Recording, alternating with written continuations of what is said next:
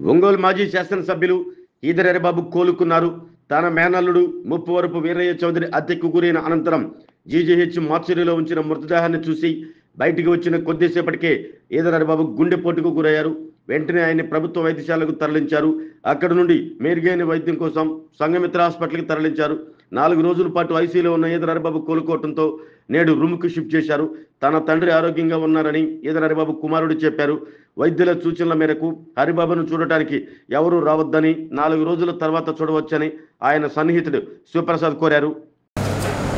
మాజీ ఎమ్మెల్యే గారు ఈదర్ హరిబాబు గారు గత 4 రోజుల నుంచి హాస్పిటల్లో ఉన్నారు. ఆయన పూర్తిగా కోలుకొని ఇప్పుడే రూమ్కి షిఫ్ట్ చేయడం జరిగింది. ఆయన ఆరోగ్యం అంతా నిలకడగా ఉంది. మరి రూమ్కి షిఫ్ట్ చేయడం జరిగింది కనుక అందరూ వచ్చి చూడాలని అభిమానులందరికీ కోరికగా ఉంటుంది. దయచేసి ఆయన కనీసం 4 రోజుల పాటు విశ్రాంతి తీసుకోవాలి కనుక విజిటర్స్ తగ్గిస్తే బాగుంటుందనే ఆలోచనతో మీకు అందరికీ తెలియజేయడం జరుగుతుంది. చూడాలనుకున్న వాళ్ళందరూ కూడా 4 రోజుల తర్వాత ఆయన ఫ్రీ అవుతారు, అప్పుడు వచ్చి చూడవచ్చు. దయచేసి హాస్పిటల్కి ఎక్కువ మంది రాకుండా ఉండటానికి ప్రయత్నం చేయండి. Thank you.